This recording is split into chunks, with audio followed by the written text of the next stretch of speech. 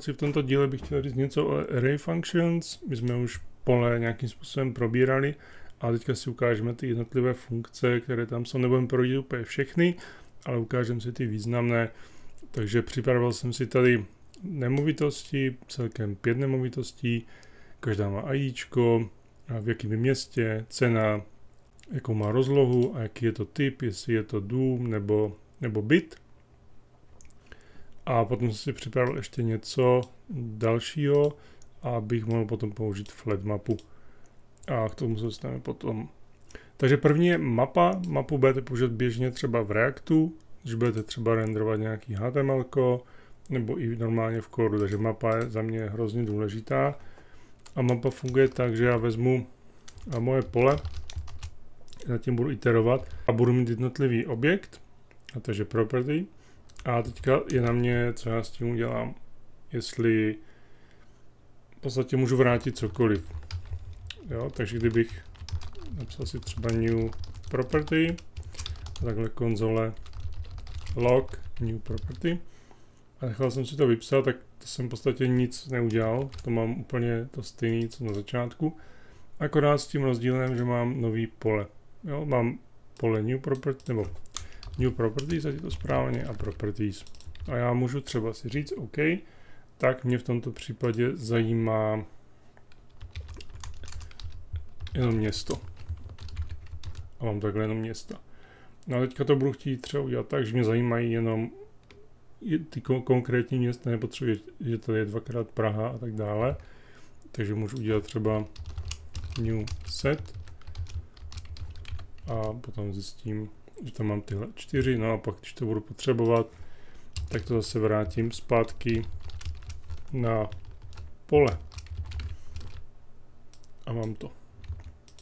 Jo, takže třeba takhle. Potom filtr. Filtr se používá, když potřebuju odfiltrovat nějaké položky. Mě zajímá jenom nemovitost, která je v Praze. Nebo mě zajímá nemovitost, která má rozlohu větší než. Takže zase new properties. A properties. Teďka filter. Zase tam mám tu property a teďka tam nevracím ten prvek, ale vracím tam boolean. Takže property a teďka třeba city, takhle Praha. A uvidím, že mi to vrátí jenom 2 nemovitosti. Jo. A nebo udělám třeba property area a třeba větší než 80. Jo, můžu to takhle udělat. A mám tady jenom jednu, což vlastně odpovídá tady tomu. Potom ještě dobrý si říct, že na té mapě i na tom filtru existuje potom takhle index a s tím můžu pracovat. Jo, takže tady to potom vidíte a vrací to potom ještě pole, ale to většinou se nepoužívá, takže buď hodnota nebo index a to se platí tady pro mapu. Takže ta hodnota, co jsme posílali, plus index jako druhý tady parametr.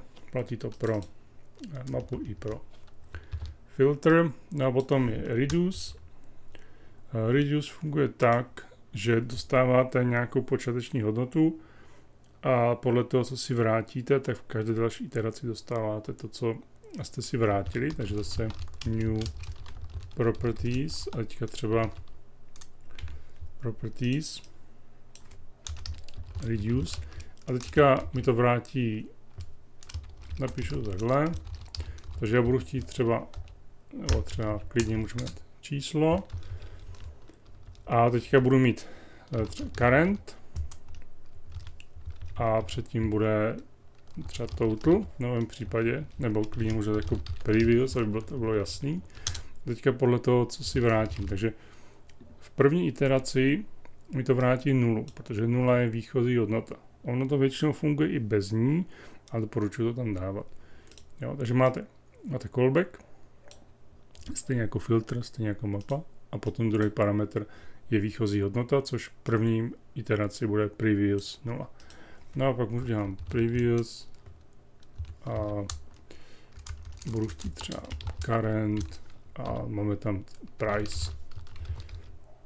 Jo, a aby to ještě odpovídalo, tak já tady budu mít třeba total price, to znamená, budu si třeba chtít koupit všechny nemovitosti a zajímá mě, kolik mě to bude stát. Takže mám tady potom výsledek, což tak cca i tomu odpovídá. No a pak můžu spočítat třeba průměrnou, takže tady dám takhle properties length a mám tady průměrnou cenu. Já, ale že třeba takhle to můžu použít. Já tady ještě udělám potom console log previous a current, takže já tady vidím, že previous je 0 a potom se mi to navyšuje a ten current je vlastně ten objekt. No, takže tohle, další řadek a další. No a tady vidím, že je to 5 mega, pak je to 3,5, takže mám 8,5, tak postupně to sčítám. Pak mám every. Every mi vrátí true nebo false podle toho, jestli je splněna podmínka, kterou mu dám.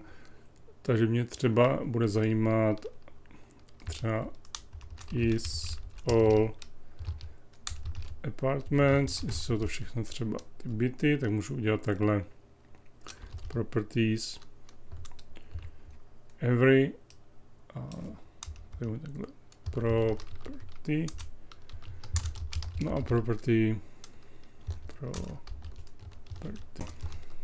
type apartment, což v mém případě bude false, jo, protože to není pravda. Co můžu třeba udělat, tak jestli třeba cena všech je menší než třeba 7 milionů, což by měla být podle toho, co máme, takže máme tady 3 a ještě takhle dám. Mám tady ještě menší. A mám tady true. Kdybych tady dal 6 milionů, tak to není pravda, protože tam máme ten poslední, co je víc, takže mám zase false. No a úplně stejně funguje sám, akorát musí být splněno aspoň něco, takže já budu hledat nějakou konkrétní nemovitost a mě zajímá třeba hnedka ta první, která bude mít třeba rozlohu větší než, a teďka řeknu třeba víc než 60, což bude ta první, tak já to změním třeba na 80, ať mi to najde tady tohle a třeba my dream property a pustím to. A ještě to změním na sum. Takže to je true, protože je to splněno. Kdybych tam dal teda 90, tak je false, protože ani jedno není splněný. Pak je find. Find zase funguje stejným stylem, akorát mě zajímá jedno konkrétní. Jo, takže v podstatě to změním na find. A teďka mě nezajímá, jestli to true nebo false, ale zajímá mě třeba první nemovitost, která má větší rozlohu než 80, což mi vrátí tenhle výsledek. Když se třeba podívám na to, jak to vypadá, tak já tady dám víc než 60 a teďka mi to vrátí to první a já ještě můžu třeba find, můžu last, kdyby mě zajímalo od konce. Jo, takže dám tomu nějakou podmínku, ale mi to vrátí ten konkrétní objekt. Když to nic nenajde, tak mi to vrátí undefined, na to je potřeba myslet. A všechny tady ty potom varianty mají potom jako index of. Kdybyste potřebovali index, jo, tak třeba můžete hledat podle nějakého konkrétního prvku, ale ten find mi přijde taky jako univerzální. A potom includes, tak tady necháme includes, protože mapu jsme viděli, tak třeba já to můžu udělat tak, že mě zajímá třeba city, tady to není moc dobrý příklad, třeba includes a dám třeba br a třeba has br a lepší je to potom použít, když mám nějaký delší třeba řetězec a chci to v něm najít a můžu to použít třeba i s filtrem, takže odfiltruju a mám to tady. Jo, že to mi vrací true nebo false, podle toho, jestli to obsahuje tu podmínku, kterou jsem mu dal. A pak tady máme sort a tu sorted, takže já budu chtít třeba změnit to podle rozlohy. Tady se podívám, tak v podstatě mám i to původní, i to nový pole stejný, takže vidím, že tady mám od 90 dolů a když to prohodím, tak to zase bude naopak a bude to od toho nejmenšího. Takže vidím, že to funguje a naopak zase kdybych udělal tu sorted, tak já píšu potom tu sorted, tak vidím, že to pole, který je druhý, tak je to původní, to je to properties a to první je to moje seřazený a to už je seřazený. Potom máme flat mapu, takovouhle strukturu, že máte units jednou pole a potom to máte jako objekt a vy to budete chtít mít jako pole objektu, tak na to je ideální právě ta flat mapa. Takže na to můžu se takhle flat map a třeba takhle P jenom už krátce, takže třeba units a uvidím, že budu mít krásně 3 objekty, takže třeba new properties a jo, takže on mi vezme to pole, který je tady v tom units a vyskládá mi to ten prvek jeden po druhým a když mu dám objekt, tak mi nechá ten objekt jako takový. A potom můžu použít třeba join, takže já budu chtít spojit jednotlivé třeba města, já to si vezmu tady toto, takže to mi vrátí ty města a já tady dám jenom takhle cities a potom budu chtít je spojit do stringu, takže třeba join pro nějaký výpis třeba, nebo se to dá potom použít v kombinaci se splitem ještě, takže vidím, že to mám takhle jako text a kdybych to potřeboval se ještě dál, takže já můžu join a split, to je úplně stejně. No a tady to, co já můžu třeba chtít, a tak je řekněme, že to dostal jsem takovýhle string a z nějakého důvodu mi vadí ty čárky, tak já můžu dělat takhle zase split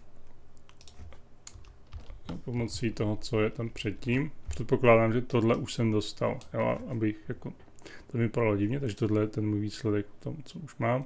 No a já se rozhodnu, že tam dám takhle pomlčky. Jo, takže tady to se dá používat takhle v kombinaci join split a funguje to docela dobře. Tak to bylo všechno, příště si zase něco ukážeme.